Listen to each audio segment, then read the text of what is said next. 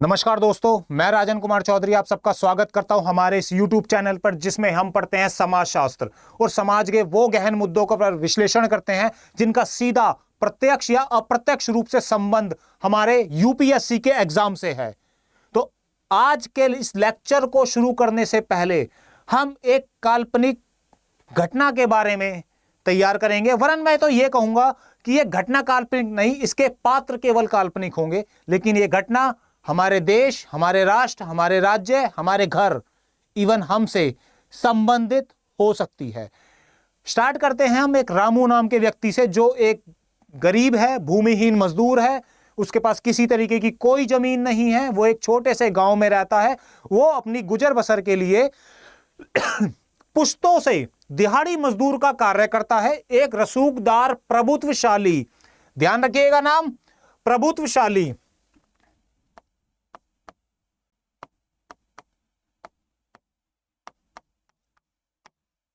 प्रभुत्वशाली जमींदार के यहां दिहाड़ी मजदूरी का कार्य करता है, जिससे उसकी गुजर बसर चलती है।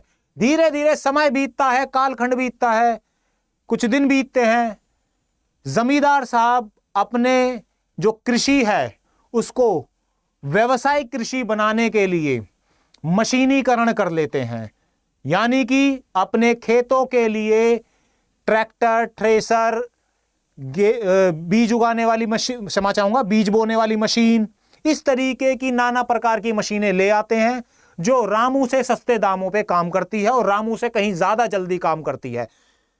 रामू को अब काम मिलना बंद हो जाता है। जब यह काम मिलना बंद हो जाता है तो रामू की गुजर बसर भी बहुत मुश्किल से हो पा रही होती है। खास तौर से उस समय पे जिस समय मौसमी सीजन प्रारंभ हो जाता है बेरोजगारी का, जैसे वर्षा काल। एक रात वर्षा काल में तेज बारिश के चलते रामू की झोपड़ी की छत टूट जाती है। पूरी रात पानी बरसता है उसके घर में और उसकी बिटिया पूरी रात भीगती है, जिससे वो बीमार हो जाती है। रामू सुबह उसे जिला के अस्पताल में लेकर जाता है, जिसे डॉक्टर निमोनिया घोषित कर देते हैं। जिसके अच्छे स्वास्थ्य के लिए रामू को कर्जा लेना पड़ता है उसी प्रभुत्वशाली जमींदार के यहां, जो रसूखदार है। रामू से वचन देता है कि भाई मैं ये आपको पैसा दे दूंगा। रामू ये पैसा लेकर के किसी तरीके से अपने बिटिया का इलाज कराता है, बट अनहोनी के कारण उसकी बिटिया नहीं बच पाती है। रामू अब कर्ज में डूब जाता है। रामू की पत्नी और रामू दोनों मिल करके मिनिमम वेजेस, जो न्यूनतम आय सरकार बनाती है, उससे भी कम मजदूरी पर उस प्रभुत्वशाली रसूखदार जमींदार के यहां मजदूरी करने के लिए मजबूर हो जाता है। शोषण के चलते वो इतना मजबूर हो जाता है कि वो एक रात प्लानिंग करता है कि वो उस रात अपनी पत्नी की 2 जोड़ी साड़ियां जो फटी हुई हैं, अपने बच्चे के कपड़े और अपने पहने हुए कपड़े, ये सभी चीजें एक पोटरी में बांधता है और एक झोले में थोड़ा सा मुरमुरा या चीवड़ा रखता है। उसकी पत्नी इतनी मजबूर होती है गरीबी के चलते कि वो पड़ोस से एक गांठ प्याज की मांगती है। किसी तरीके से वो ये सभी सामान लेकर के अपने घर में ताला लगा करके वहां से भाग निकलते हैं। अपने शोषण से भागने का प्रयास कर रहे होते हैं। गांव के नजदीकी एक लोकल ट्रेन में बैठते हैं और वो जा पहुंचते हैं दिल्ली। जैसे तैसे रेलवे के टीटियों से बच करके वो किसी तरीके से बाहर निकलते हैं। जब वो रेलवे स्टेशन से, उन्हें इधर उधर भटकने के बाद, गहन मशक्कत करने के बाद, उन्हें एक कंस्ट्रक्शन बिल्डिंग के यहां काम मिलता है, जहां पर उन्हें मजदूर के तौर पर रख लिया जाता है, जो असंगठित कार्य है। धीरे धीरे समय बीतता है। रामू अब इतना कमाने लगा है कि वो अपने बच्चे को भोजन अच्छे से दे पा रहा है। शिक्षा की अभी भी कहीं ना कहीं कमी है। समय बीतता है धीरे धीरे, कुछ दिन बीतते हैं, महीनों साल बीत जाते हैं। एक वक्त आता है कि भारत सरकार घोषणा कर देती है वर्ष 2019-20 में कि अब लॉकडाउन लग चुका है कोविड-19 के चलते। अब रामू फिर से मजबूर खड़ा हुआ है उस वक्त के चौराहे पर, जहां पर ना तो वो गांव जा सकता है और ना ही कंस्ट्रक्शन कंपनी में काम करने के लिए। उसके सामने उसका मकान मालिक खड़ा है किराया वसूलने के लिए। ना तो उसकी जेब में पैसे हैं, ना ही वो गांव जा पा रहा है, क्योंकि वहां पर समाज से नजरें मिलाने के अपने आप को वो लायक नहीं समझ पा रहा है, क्योंकि वो कर्जदार है आज भी जमींदार का। इस कहानी में जो रामू है वो एक बंधुआ मजदूर से लेके एक मजदूर भी है, जिसके बारे में आज हम समझने का और सरकार के या राज्य के द्वारा बनाए गए प्रयासों का समझने के लिए हम प्रयास करेंगे। इस पूरे लेक्चर को हमने 3 स्तंभों में बांटा है, जिसमें हम भूमिहीन मजदूर की बात करते हैं, और उसके बाद जो राज्य ने उसके लिए कानून बनाए, जुडिशरी ने जो फैसले लिए, उस पर हम चर्चा करेंगे, और अंत में उसके प्रवास पर, उसके अनौपचारिकरण की हम चर्चा करेंगे। देखते हैं हम आगे कि मैंने एक नाम लिया था प्रभुत्वशाली जातियां। कौन होती हैं प्रभुत्वशाली जातियां? एम.एन. श्रीनिवासन कहते हैं कि वह जातियां, आप किसी भी तरीके से इस प्रभुत्वशाली जाति का संबंध किसी भी वर्ण व्यवस्था से मत लगाइएगा, और इस नाम को अच्छे से लिख लीजिएगा, क्योंकि एग्जामिनर इसी नाम को पूछेगा। इस नाम को लिखने पर आपको मेंस की आंसर राइटिंग में एक्स्ट्रा मार्क्स मिल सकते हैं, एक आप अपना प्रभाव जमा सकते हैं। तो एम.एन. श्रीनिवासन कहते हैं कि प्रभुत्वशाली जातियां वह जातियां होती हैं जो गांव में संख्या में मजबूत होती हैं, बहुसंख्यक होती हैं, जिनकी संख्या अधिक होती है। क्योंकि भाई जब देखिए उनकी संख्या अधिक होगी तो सीधी सी बात है, अगर कोई प्रॉब्लम आएगी तो वो जातीय रूप से संगठित हो जाएंगे और सभी एक होकर के उस समस्या का समाधान करने लगेंगे। उदाहरण के लिए मान लेते हैं कोई जाति है ए जो बहुसंख्यक है, जाति है ए जो बहुसंख्यक है, एक जाति है बी जो अल्पसंख्यक है। अब जाहिर सी बात है भाई, रेपुटेशन गांव में जो होगी वो बहुसंख्यक की होगी। क्यों होगी? क्योंकि ये संख्या में ज्यादा है। भाई अगर झगड़ा हो गया, जो अक्सर करके गांव में हो जाता है, जो झगड़ा अगर भी हो भी गया तो ये जीतेंगी, धन संपदा में ये मजबूत होंगी। और साथ में ही कौन सी जातियां प्रभुत्वशाली होती हैं? जो अनुष्ठानिक शुद्धता के कार्य करती हैं। आप देख सकते होंगे गांव में, या समझ जानते होंगे कि गांव में कुछ लोग ऐसे होते हैं जिनके पास संपदा ऑलरेडी ज्यादा होती है, पुश्तैनी रूप से ज्यादा होती है। वो अपने गांव में अनुष्ठानिक कार्य करवाते हैं, जैसे हवन करवाना, गीता का पाठ करवाना, रामचरितमानस की कथा करवाना, है ना, और भागवत कहते हैं गांव में, यूपी के अंदर भागवत करवाना, भंडारे करवाना, इस तरीके के अनुष्ठानिक कार्य करवाते हैं जिसके अंदर धन की जरूरत होती है। और इन चीजों से वो अपना एक दबदबा कायम करते हैं उस समाज के अंदर, उस सोसाइटी के अंदर। तीसरे होते हैं जो राजनीतिक रूप से सशक्त होते हैं। अब राजनीतिक रूप से कौन सशक्त हो सकते हैं? भाई वो लोग जिनके सीधे सीधे संबंध राजनीतिक व्यक्तियों से होते हैं, या फिर वो लोग जिनका कोई रिश्तेदार राजनीति में हो, या उनका कोई जातीय व्यक्ति, सेम कास्ट का व्यक्ति सत्ता में मौजूद हो। उनका कोई रिश्तेदार ना हो, किसी तरीके से सगा संबंधी ना हो, लेकिन जाति के आधार पर वो व्यक्ति सेम कास्ट का हो। इसी के चलते हम आगे देखते हैं कि दूसरा आता है गांव में प्रभुत्वशाली व्यक्ति के बाद मध्यम वर्गीय किसान। अब ये मध्यम वर्गीय किसान कहां से जन्म लेता है? भूमि सुधार कानून आते हैं आजादी के बाद, भाई भूमि सुधार कानून आते हैं, जिसके दौरान इस वर्ग का जन्म होता है। कैसे होता है? कि भाई जो प्रभुत्वशाली जातियां थी, जिनके पास बहुत बड़ी बड़ी जमीनें हुआ करती थी, सरकार उनसे जमीन लेती है और उन किसानों को दे देती है जो किसान भूमिहीन थे उस समय पर। अब आप कह रहे होंगे रामू को क्यों नहीं मिली? भाई रामू को इसलिए नहीं मिली क्योंकि रामू लाइन में पीछे रह गया।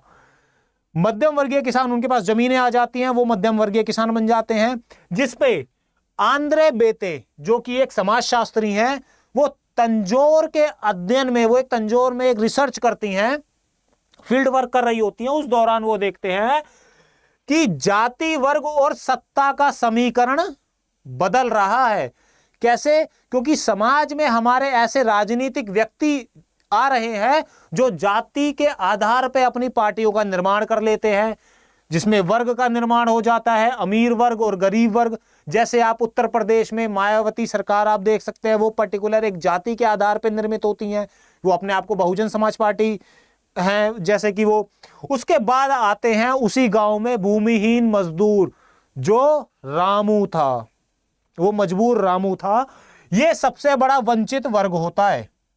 कैसे होता है? ये कर्ज से ग्रसित होता है। इसके पास कर्जा था जमींदार साहब का। किस लिए कर्जा हो जाता है इनके पास? इनके अपने भरण पोषण के लिए, स्वास्थ्य के लिए, विवाह संबंधी कार्यों के लिए। इनकी वजह से ये क्या होते हैं? कर्जा लेते हैं, जिसके बाद में ये उस कर्जे के बदले बहुत कम या न्यूनतम मजदूरी से भी कम मजदूरी पर उस कर्जदार के यहां पे काम करने पर मजबूर हो जाते हैं, जिस तरीके से हमारा रामू हो चुका था। आगे समझने के लिए हम देखते हैं कि पारंपरिक जो कृषि संरचना थी वो, और जो हमारी बदलती हुई आधुनिक कृषि संरचना है, वो किस तरीके से परिवर्तित होती है, किस तरीके से उसमें बदलाव आता है। इसको समझने का हम प्रयास करते हैं कि सामंती व्यवस्था में A.R. देसाई साहब, कौन? A.R. देसाई साहब ये बताते हैं कि जो पारंपरिक व्यवस्था थी, कौन सी व्यवस्था? पारंपरिक व्यवस्था।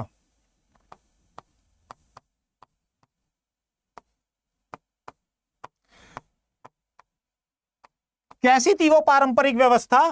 कि भाई बंद ग्रामीण व्यवस्था थी। कैसी बंद ग्रामीण व्यवस्था? वो ग्रामीण जो लोग थे वो अपनी जरूरत का सामान, जरूरत की चीजें अपने गांव में ही निर्मित कर लेते थे। उनकी जरूरतें ज्यादा होती नहीं थी, भाई पहनने के लिए कपड़ा और खाने के लिए भोजन। अगर उन्हें किसी चीज की जरूरत पड़ती थी तो वो अपना लेन देन वस्तु विनिमय प्रणाली से किया करते थे। भाई किसी ने अनाज दे दिया तो उसके बदले उनको कुछ और मिल गया, और उन्हें कुछ चाहिए, उन्हें दवा चाहिए तो भाई वो अनाज के बदले ले लिया, या उनके किसी काम को कर दिया। इस तरीके की बंद प्रणाली व्यवस्था चलती थी। अब इसमें क्या होता था कि इसमें जो भूमिहीन मजदूर होता था, उसकी टोटली जो उसका आश्रित है, वो आश्रित किस पे होता था? जमींदार के ऊपर, रसूखदार व्यक्ति के ऊपर, जिसके पास, साहूकार के ऊपर, जिसके पास धन संपत्ति अच्छी खासी थी। जीवन जो था वहां का स्थिर हुआ करता था, उसमें ज्यादा उथल पुथल नहीं हुआ करती थी। लेकिन जैसे ही हरित क्रांति आती है, भूमि सुधार कानून आते हैं, अब हरित क्रांति आती है तो भाई फसल, सीधी सी बात है, जो अनाज है उसकी उत्पादकता बढ़ जाती है, उसका उत्पादन बढ़ जाता है। जब उत्पादन बढ़ जाता है तो लोग उसको बेचना शुरू कर देते हैं। पहले पारंपरिक व्यवस्था में जब किसान उगाता था तो उस दौरान अनाज कम उगता था। जब कम उगता था तो वो अपने घरों में स्टोर करके रखता था। यूपी में इसे कहते हैं कुठले, एक नाम है कुठले। तो ये एक तरीके का ड्रम टाइप से होता है, पहले मिट्टी का बना हुआ करता था, अब जो है स्टील या लोहे का बना हुआ आता है। तो इसमें स्टोर करके अनाज को रख दिया जाता था और सालों साल इसे यूज किया जाता था। मतलब किसान ने अगर एक बार खेती करी, उसे जो वहां से कुंटल, 2 कुंटल, 4 कुंटल, 6 कुंटल जो भी उसे उस जमीन से मिला, वो सब वो स्टोर करके रख देता था, और पूरे साल भर वो ये सोचता था भाई मेरे खाने की व्यवस्था हो गई, अब मेरे को रोटी की चिंता नहीं है। तो जैसे ही हरित क्रांति आती है तो जो बड़े बड़े किसान थे भाई वो अपने मशीनीकरण करते, जैसे हमारे जमींदार साहब ने किया था कहानी के प्रारंभ में। जब वो मशीनीकरण करते हैं तो अनाज बहुत ज्यादा उगता है, तो वो बाजारों में बेच देते हैं। अब परेशानी किसे होती है? रामू जैसे भूमिहीन किसान को। तो रुडोल्फ कहते हैं कि ब्लॉक कैपिटल्स का उदय होता है इसमें, है ना। अभी ब्लॉक कैपिटल्स कौन होते हैं? ब्लॉक कैपिटल्स होते हैं समृद्ध किसान। अब समृद्ध किसान कौन? जो वो पहले प्रभुत्वशाली किसान था, एक जमींदार था, उसका जन्म होता है और कृषि का व्यवसायीकरण बढ़ जाता है। आप देखेंगे चाहे कृषि का व्यवसायीकरण बढ़ जाता है, वर्ग का विभाजन बढ़ जाता है। कैसे बढ़ जाता है वर्ग का विभाजन? भाई जो अमीर किसान था भाई, जिसके जो प्रभुत्वशाली था, उसके पास तो पहले से ही जमीन थी, वो और अमीर होने लगता है। और जो गरीब होता है, अब उसके हाथ से भाई रोजगार भी चला गया, क्योंकि जो रोजगार था वो किन्हें मिल गया? मशीनों को मिल गया। वो मशीनें लेकर आ गया अपने लिए, और इस तरीके के काम ने दो वर्गों का विभाजन कर दिया। कौन से दो वर्गों का विभाजन कर दिया? एक अमीर वर्ग और दूसरा गरीब वर्ग। इन दो वर्गों में जमीन आसमान का विभाजन हो जाता है। पहले विभाजन कम था, लेकिन अब बंटवारा बहुत ज्यादा अधिक हो जाता है। अमीर और अमीर हो जाता है और गरीब और ज्यादा गरीब हो जाता है। निर्वाह कृषि जो होती है, निर्वाह कृषि का मतलब वो कृषि जो व्यक्ति अपने गुजर बसर के लिए करता है, वह कृषि जो गुजर बसर के लिए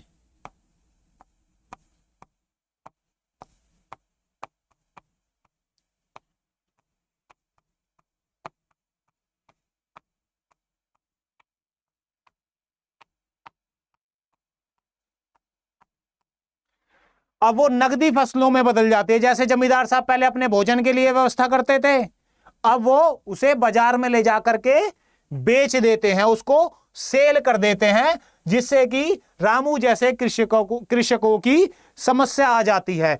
तो श्रम की गतिशीलता इस दौरान कैसे हो रही थी? भाई परंपरागत श्रम जो था वो आधुनिक श्रम में परिवर्तित हो रहा था। कैसे परिवर्तित हो रहा था? भाई जो पहले आदमी क्या करता था, जजमानी व्यवस्था के अंतर्गत जब श्रम करता था, जैसे रामू जो था हमारे जमींदार साहब के यहां श्रम करने जाता था, दिहाड़ी मजदूरी का कार्य करने जाता था, जब उस पर कर्जा बढ़ा, आधुनिकता आई हमारे समाज में, नई नई मशीनें आ गई, कृषि का यंत्रीकरण यानी कि मशीनीकरण हो चुका था, तो रामू अब निकलता है किसी बड़े शहर में। जैसे मैंने आपको कहानी में बताया, अब आधुनिक श्रम कैसा हो जाता है? Footloose labour. यह बात किन्होंने कही है? जॉन ब्रेमन ने। जॉन ब्रेमन ये कहते हैं कि जो पहले जजमानी व्यवस्था में पहले जो मजदूर था, वो आधुनिक श्रम में फुट लूज लेबर बन जाता है। कैसे बन जाता है? फुट लूज लेबर किसे कहते हैं? जिसके कदम नहीं रुकते हैं, वो निरंतर बढ़ता रहता है आगे, वो निरंतर चलता रहता है। कभी इस शहर में, कभी उस शहर में, कभी यहां कभी वहां। आपको मैं एक घटना बताऊं, यूपी के अंदर एक ऐसा गांव है जहां पर अत्याधिक लोग, कानपुर में पड़ता है ये, पर्सनली मैं इसलिए जानता हूं क्योंकि मैं वहां का हूं। तो एक ऐसा गांव जो वहां पर के अत्याधिक लोग, जो महीनों महीनों मेले लगते हैं ना, कभी इस स्टेट में कभी उस स्टेट में, वहां पर नौकरी या मजदूरी करने जाते हैं, वहां पर जाते हैं, रहते हैं। तो इस तरीके के जीवन, इस तरीके से वो अपना जीवन यापन कर रहे होते हैं। परंपरागत श्रम में क्या हो रहा होता है? वो जाति आधारित श्रम था, उस पर जो संरक्षण था वो निर्भर हुआ करता था। जो जाति आधारित था वो जाति आधारित श्रम था, उस संरक्षण उस पर जो था निर्भर हुआ करता था। जैसे रामू जो था वो किस पर निर्भर था? वो जमींदार पर निर्भर था। लेकिन जब आधुनिकीकरण आता है, समाज में आधुनिकता आती है, तो मजदूर भी हमारा आधुनिक थोड़ा हो जाता है, वो थोड़ा गतिमान हो जाता है। जैसे मैंने बताया फुट लूज लेबर, ठीक है? फुट लूज लेबर मतलब जो वो व्यक्ति जो कभी रुकता ही नहीं है, वो कंटिन्यू चलता रहता है।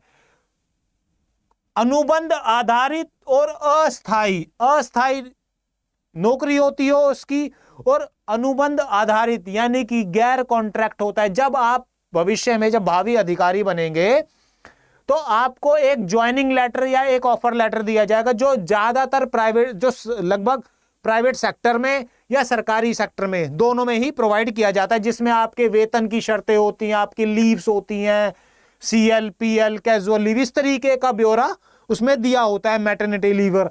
लेकिन जब आप सोचिए, जो आपके घर को बनाने के लिए मजदूर आता है, या उस चौक पे, लेबर चौक पे खड़ा हुआ वो मजदूर, किसी तरीके का कॉन्ट्रैक्ट होता है?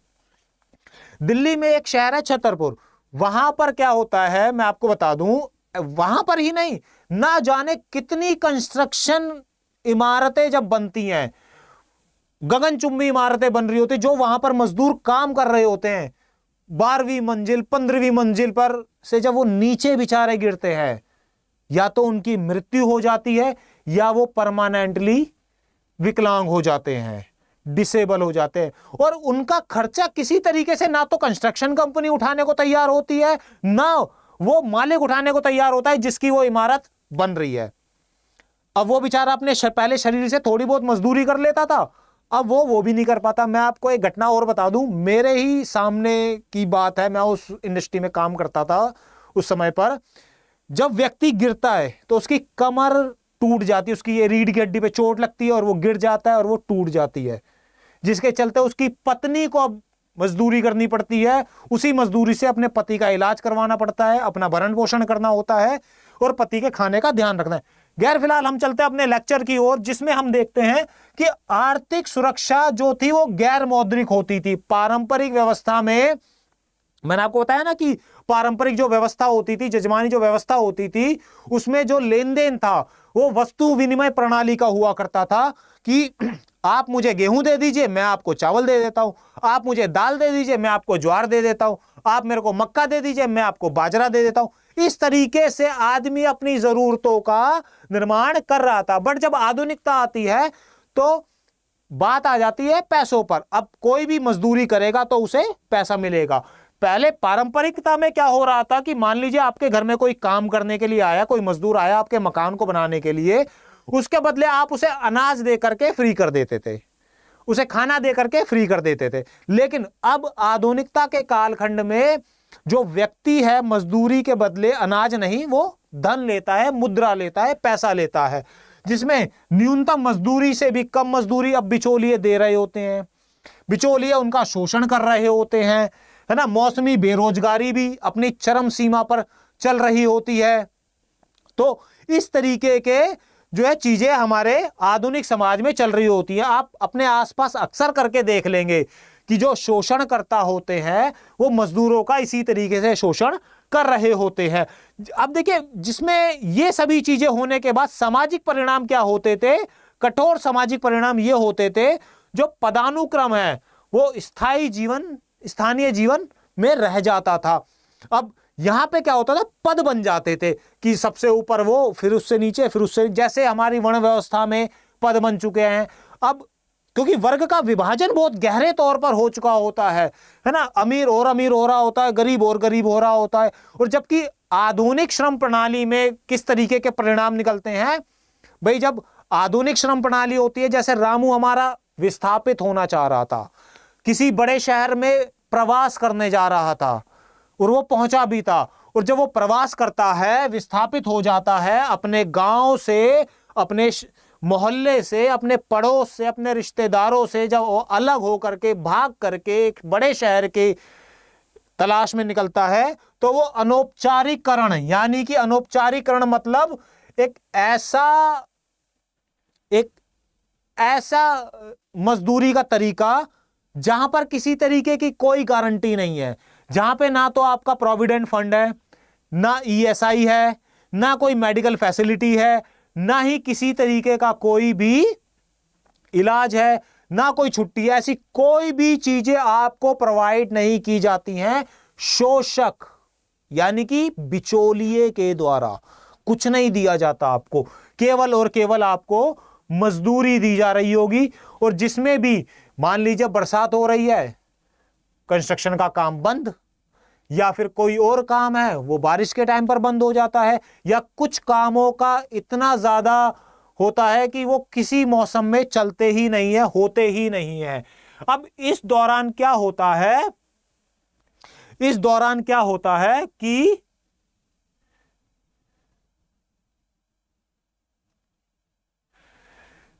इस दौरान भाई जो कृषक है, इस दौरान क्या होता है, मौसमी बेरोजगारी के चलते परिणाम क्या होता है भाई, अब वो मजबूर है किसी ऐसी जगह पे रहने के लिए जो उसके रहने लायक है ही, जो इसके क्या किसी भी मजदूर या किसी भी इंसान के रहने लायक नहीं है। आपने झुग्गी बस्तियां देखी होंगी, झोपड़ियां देखी होंगी, जहां पर खुली नालियां होती हैं, कचरा होता है, वहीं पर ही छोटे छोटे इतने छोटे बंद कमरे होते हैं जहां पे बाहर से अंदर हवा भी नहीं आ जा सकती है, जिसके कारण चलते वो बीमार पड़ता है, फिर उसकी मजदूरी रुकती है और वो इसी गरीबी के चक्र में फंसा रह जाता है, इसी ट्रैप में फंसा रह जाता है। जिससे क्या होता है भाई, न्यूनतम मजदूरी से कम पैसा मिलता है उसे अनौपचारिकरण में, जहां पर भी उसे मजदूरी मिलती है मिनिमम वेजेस से भी कम पैसा मिल रहा होता है। जैसे अक्सर करके इसका शिकार जो होती हैं वो होती हैं महिलाएं। उन्हें तो पुरुषों से भी कम मजदूर, पुरुषों को तो पहले ही कम मिल रही होती है मिनिमम वेजेस से, महिलाओं को उनसे भी कम मिल रही होती हैं। यह कुछ ऐसी स्थिति है कि मजदूरों के भी वो मजदूर बन जाती हैं, जिसमें शोषण बहुत भयंकर होता है, क्योंकि मोटे से मोटा पैसा जो उद्योगपति होता है वो अपनी जेब में रख लेता है, या जो बिचौलिया होता है, थर्ड पार्टी होता है, वो अपनी जेब में रख लेता है। ना तो वो उन्हें ईएसआई दे रहा होता है, ना उन्हें किसी भी तरीके का प्रोविडेंट फंड दे रहा होता है।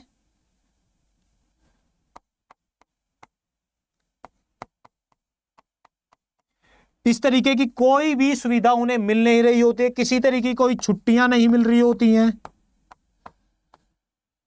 कोई भी इस तरीके की सुविधा नहीं मिल रही होती है। मौसमी बेरोजगारी का डर लगा रहता है कि जिस समय काम बंद हुआ तो वो बेरोजगार हो जाएगा, और जब बेरोजगार हो जाएगा तो उसके भोजन के भी लाले पड़ जाएंगे, उसको खाने के लिए भी दुश्वार हो जाएगा।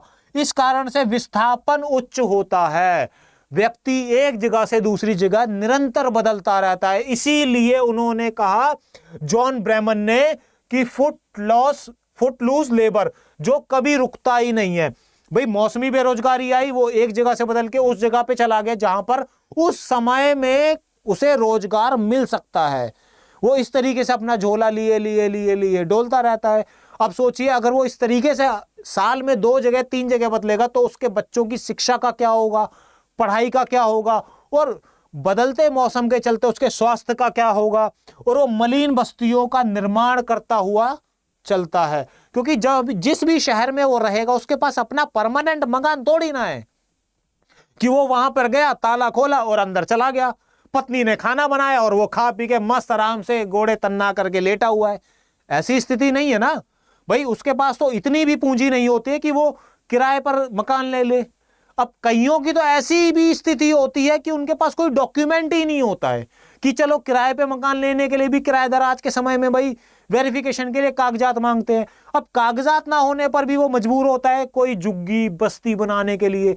आपने बड़े शहरों में जरूर ऐसे कंस्ट्रक्शन देखे होंगे कि रोड बन रहे हैं और किनारों पे तिरपालों से झुग्गियां बना रखी हैं, और उस तिरपालों से बनी झुग्गियों में वहां की जो रहने वाली उनकी महिलाएं होती हैं, इवन ये लगा लीजिए वो महिलाएं उनको शौचालय की भी समस्या हो जाती है, उनको नहाने धोने तक की समस्या होती है, क्योंकि उनका क्या रैन बसेरा जैसा होता है कि भाई उन्होंने अपने तिरपाल बांस जिससे भी वो अपना घर बनाते हैं, आशियाना बनाते हैं, वो अपने समेटते हैं। उन्हें इस तरीके की भी समस्याएं होती हैं जो उनके आत्मसम्मान पर गहरी चोट भी दे करके जाती हैं। अब ये तो हो गई हमारे मजदूरों की समस्याएं। अब आते हैं कि इसका संवैधानिक ढांचा क्या है, इसके आगे हम क्या कर रहे हैं, हमारा जो कॉन्स्टिट्यूशन है, हमारी जो जुडिशरी है वो क्या कर रही है, हमारे संविधान ने इन लोगों के लिए क्या करा।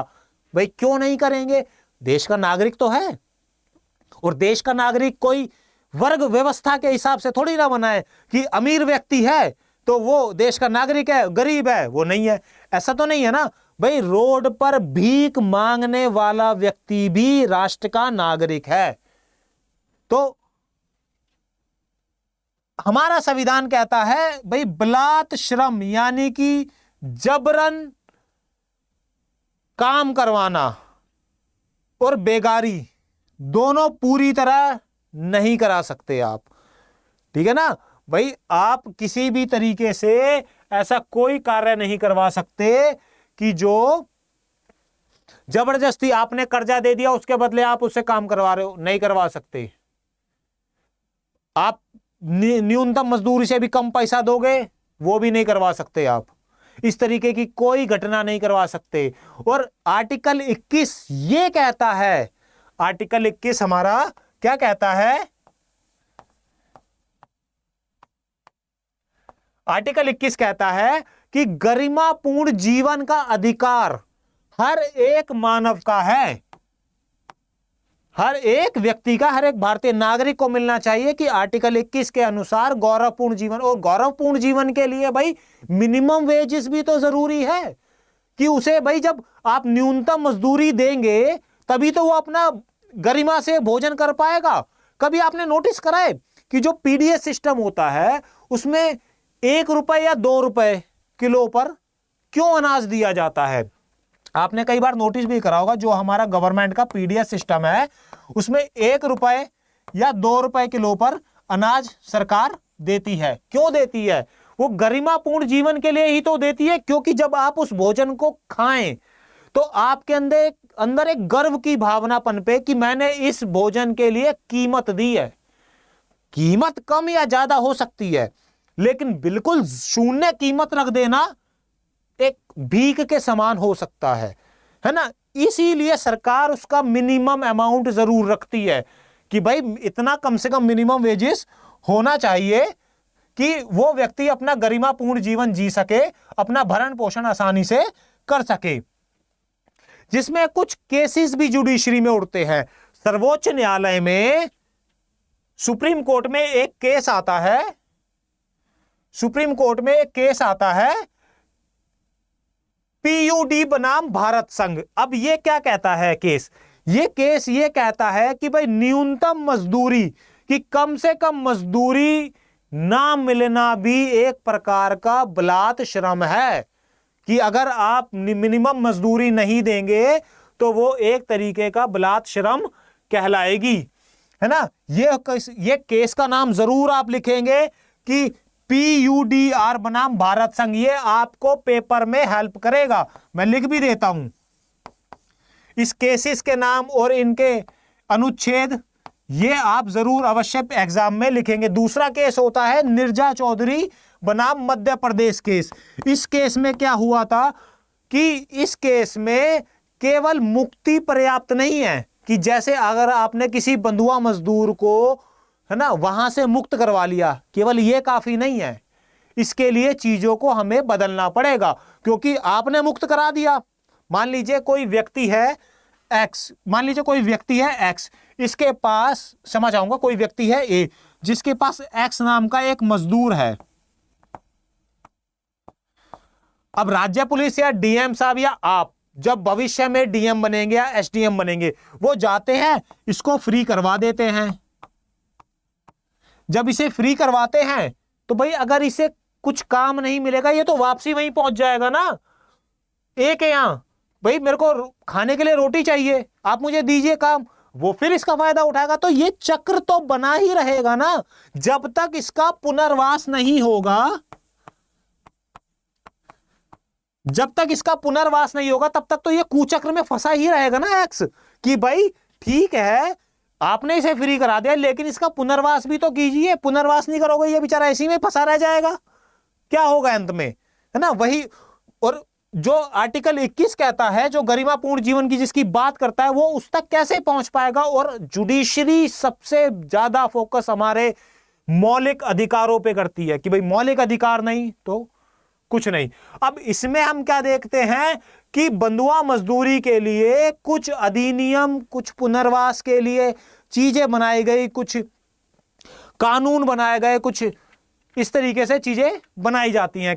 तो उसमें क्या है भाई, आर्टिकल समझ आएंगे, दंडनीय अपराध बनाएगा आर्टिकल 16 से लेकर आर्टिकल 19 तक।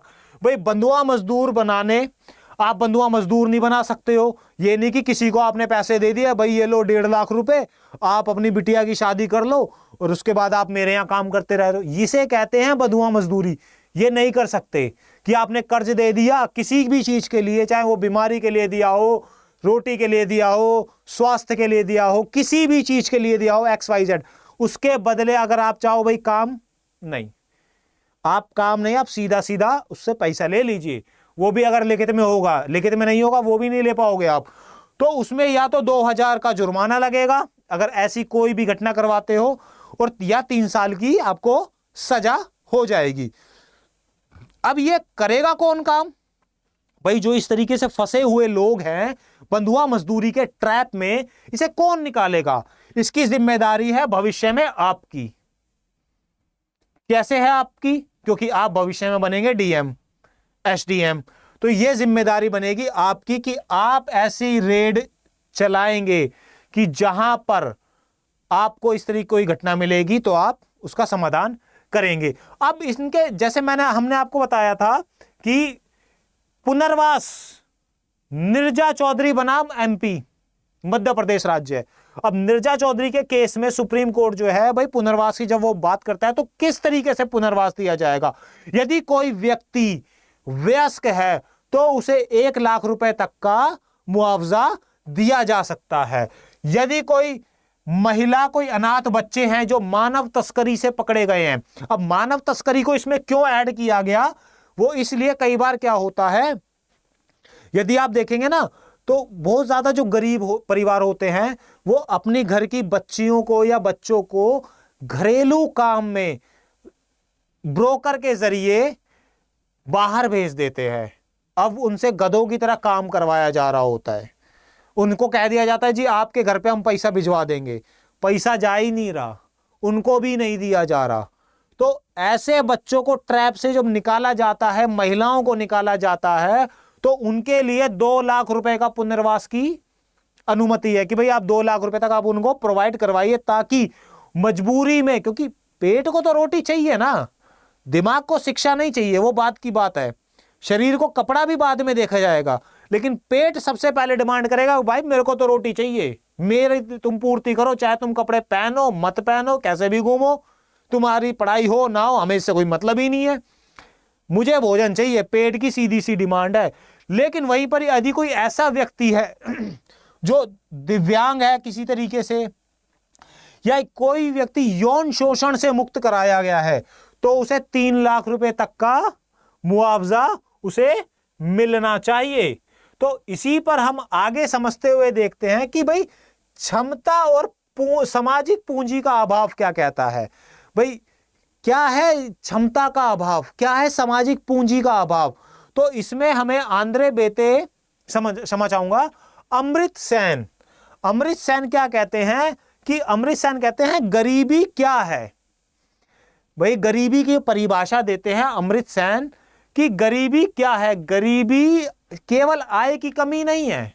गरीब का मतलब यह नहीं है कि भाई वो महीने के 50,000 कमा रहा है और मैं 40 ही कमा रहा हूं तो मैं गरीब हो गया। ऐसे तो गरीबी की कोई परिभाषा ही नहीं होगी।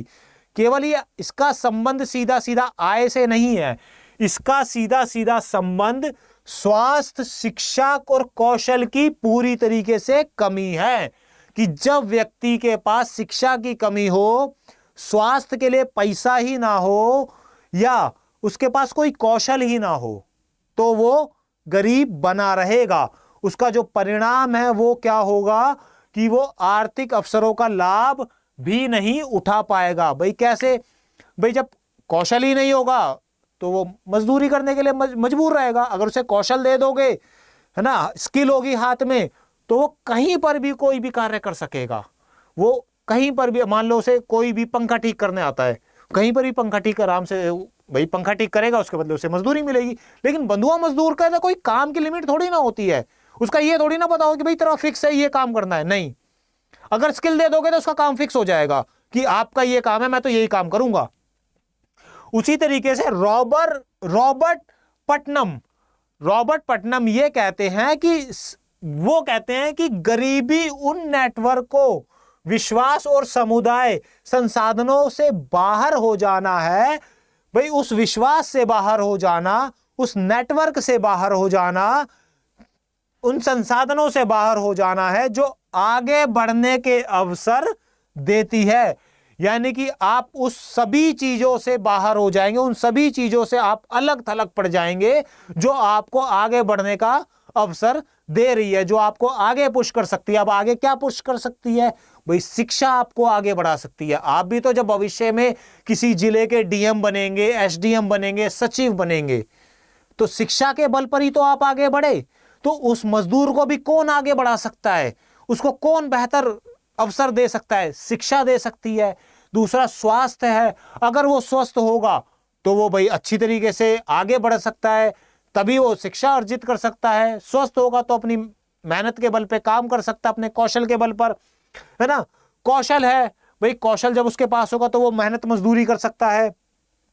तो जैसे प्रवासी मजदूर शहरी नेटवर्क से पूरी तरीके से कट जाते हैं। अब कैसे कट जाते हैं? आपने देखा होगा कि भाई कई लोग ऐसे हैंगे जो गांव से आते हैं, अकेले होते हैं, बिल्कुल अकेले। तो वो किराए के घरों में जब रहते हैं, कमरों में जब रहते हैं, तो वहां पर जिस कमरों में रह रहे होते हैं उनको सिर्फ इतना ही मतलब होता है कि 12 घंटे की ड्यूटी, 1 घंटा जाना, 1 घंटा आना, आधा घंटा मार्केट से भाजी तरकारी सब्जी लूंगा और उसके बाद मैं अपने घर में बनाऊंगा, खाऊंगा और सो जाऊंगा। उन्हें इस बात से कोई भी मतलब नहीं होता कि बाहर क्या हो रहा है, बाहर कोई सुविधा दी गई है मजदूर के लिए या नहीं दी गई है। वो इन सभी चीजों से इस कदर कट जाता है कि उसे किसी भी तरीके का होश खबर नहीं रहता है। इसी पर बीना अग्रवाल जी, बीना अग्रवाल वो ये कहती हैं भाई कृषि का जिस कारण से नारीकरण हो चुका है। अब नारीकरण कैसे हो चुका है कृषि का? वो कहती हैं कि जो पुरुष होते हैं वो प्रॉब्लम्स के, परेशानियों के चलते तो अपने गांव से बाहर चले जाते हैं। अब घर में जो खेती है वो किसके पास रह जाती है? घर पे जो कृषि है वो किसके पास रह जाती है? वो आ जाती है महिलाओं के पास। तो कृषि का नारीकरण तो हो गया, लेकिन उसके पास, उस महिला के पास, उस नारी के पास किसी भी तरीके का उस भूमि पर मालिकाना हक नहीं होता है। जब मालिकाना हक नहीं होता है तो जब उसका पति जब निकला था तो या तो पुश फैक्टर होगा या पुल फैक्टर होगा। पुश फैक्टर मतलब उसे धकेला गया, है ना भाई। उसके पास खाने के लिए भोजन नहीं था, स्वास्थ्य के लिए पैसा नहीं था, कौशल नहीं था, कुछ नहीं था उसके पास। तब उस समाज ने, उस जरूरतों ने उसको धकेला बड़े शहर की तरफ कि आप जाइए और काम कीजिए। जब वो गया। और दूसरा पुल फैक्टर किसे कहते हैं हम? पुल फैक्टर होते हैं जब बड़े बड़ी इमारतों की चकाचौंध किसी व्यक्ति को आकर्षित कर लेती हैं कि भाई मुझे उस शहर में जाना है, वहां का रहन सहन बहुत अच्छा है। जैसे कई लोग मानते हैं कि भाई हीरो बनने के लिए मुझे मुंबई जाना है। अब मुंबई सिटी क्या है? आर्थिक राजधानी के साथ साथ भाई बॉलीवुड का क्षेत्र भी तो पड़ जाता है। तो लोग बड़े बड़े छोटे छोटे शहरों से जब हीरो या हीरोइन बनना होता है, कहां की ओर भाग रहे होते हैं? मुंबई, मुंबई। तो ये होता है हमारा पुल फैक्टर जो खींच रहा है मुंबई लोगों को अपनी ओर। पुश फैक्टर जो धकेल रहा है कि भाई जाइए, आप पैसा कमाइए और अपनी जिम्मेदारियों को पूरा कीजिए। तो बीना अग्रवाल इसी को कहती है, जब वो निकल गए तो नारीकरण हो गया कृषि का। अब कृषि तो चला रही है नारी, महिला जो है कृषि तो कर रही है, लेकिन उसके पास अपना पैसा नहीं है, अपनी संपत्ति नहीं है कि जिससे कि परेशानी या समस्या का जन्म होने पर वो जमीन पर बैंक से लोन ले सके। अब जमीन पर बैंक से लोन मिलेगा नहीं, क्योंकि जमीन तो हैगी पति के नाम पर या ससुर जी के नाम पर। तो महिलाएं जो होती है वास्तविक कृषि तो बन जाती हैं, लेकिन भूमि का मालिकाना हक नहीं होता। और ये पूरा का पूरा प्रवासन का एक चक्र होता है। और जब पति के पास कोई प्रॉब्लम आएगी तो वो क्या होगा?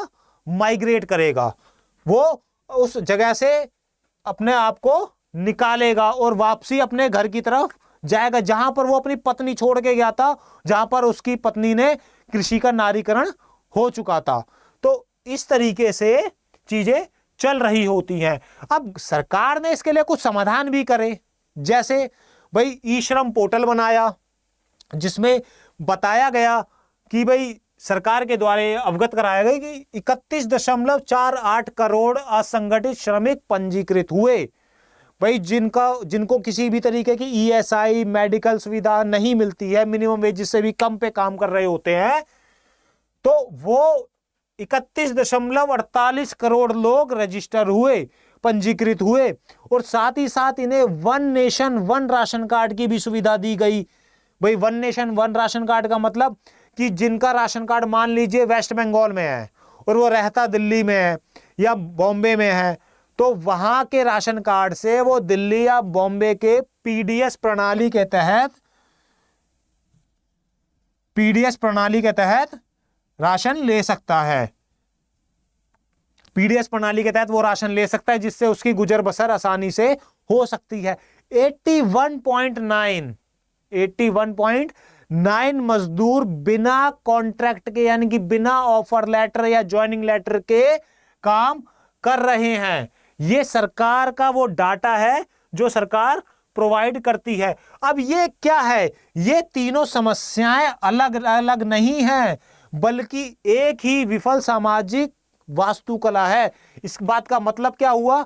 इस बात का मतलब ये हुआ कि ये तीनों चीजें किस कारण से जन्म लेती हैं? भूमिहीनता,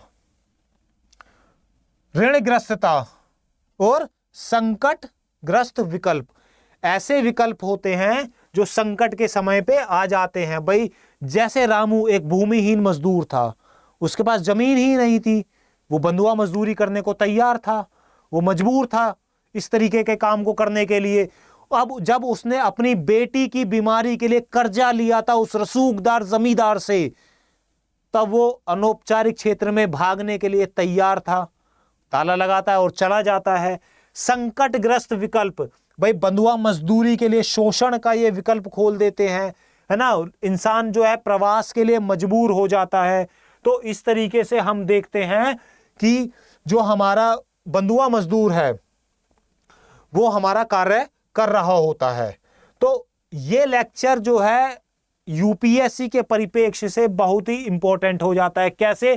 क्योंकि विगत वर्षों में जो कुछ सवाल पूछे गए वो सवाल भी मैं आपके लिए लेकर आया हूं, ताकि आप इनका प्रयास करके अपनी परीक्षा की आसानी से तैयारी कर सके। अब सवाल क्या कहता है? विकासशील समाजों की अर्थव्यवस्था में अनौपचारिक क्षेत्र के समाजशास्त्रीय महत्व का आलोचनात्मक विश्लेषण कीजिए। देखिए, वो ये नहीं पूछ रहा एग्जामिनर कि बंधुआ मजदूर किसे कहते हैं, नहीं, उसे वो क्या पूछ रहा है? समाजशास्त्रीय महत्व। वो ये जानना चाहता है, वो ये नहीं जानना चाहता कि बंधुआ मजदूर को शहर में जाने के बाद क्या प्रॉब्लम्स होती हैं या प्रवास के दौरान मजदूर को किस तरीके की समस्याएं हो रही। ये 10वीं 12वीं का सवाल है, बट आप जो फाइट कर रहे हो डीएम के लिए कर रहे हो, तो वो समाजशास्त्रीय महत्व जानना चाहता है। अगला क्वेश्चन है कि पुरानी गरीबी को समझने में क्षमता अभाव दृष्टिकोण की तुलना सामाजिक पूंजी से करें। इसमें कंपैरिजन करना है किस चीज का? भाई पुरानी गरीबी में जो क्षमता का अभाव होता है, हमने अमृत सेन को पढ़ा था, ठीक है ना, और पूंजी का अभाव बताया गया था जिसमें पटनम के द्वारा। तो ये 2 क्वेश्चन है और कुछ और भी है। स्पष्ट करें कि भूमि सुधार और व्यावसायिक कृषि ने, किसने? जो भूमि सुधार आया, व्यावसायिक कृषि आई, कृषक वर्ग यानी कि किसान के वर्ग की संरचना को कैसे बदला है। एक ये सवाल। जो एक और वो कहता है कि असंगठित क्षेत्र में प्रवासी मजदूरों के समक्ष, यानी कि असंगठित क्षेत्र में जो व्यक्ति असंगठित क्षेत्रों में काम करते हैं उनके सामने बहुस्तरीय भेद्यता परीक्षण कीजिए। तो इस तरीके के ये सवाल हैं जिनको आप हल कर सकते हैं, ये प्रश्न है जिनका आप उत्तर ढूंढ सकते हैं। इसी के साथ हम इस पूरे लेक्चर का अगर निष्कर्ष समझने का प्रयास करें तो लेक्चर हमें क्या कहता है कि एक समावेशी सामाजिक वास्तुकला की ओर हमें जाना तय करना चाहिए, जिसमें श्रम कानूनों का मात्र होना पर्याप्त नहीं है, जिसमें श्रम के जो कानून सरकार बनाती है इसको केवल होना ही काफी नहीं है कि आपने कॉपी में लिख दिए, संविधान में लिख दिए, बस हो गया। इनसे क्या ही फायदा होगा जब ये उनके लाभ के लिए ही सिद्ध नहीं हो पाएंगे। जब तक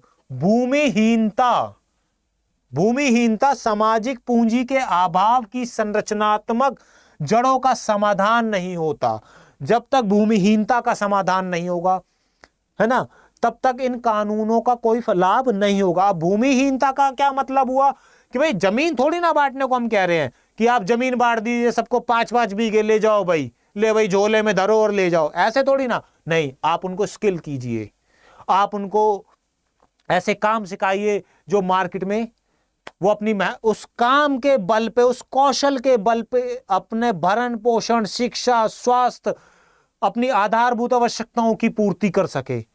ठीक है ना, जिसके लिए तब तक मजदूर बंधुआ या संकटग्रस्त प्रवासी बनने पर विवश रहेगा जब तक आप उसे इस तरीके की समस्याओं से मुक्त नहीं करेंगे।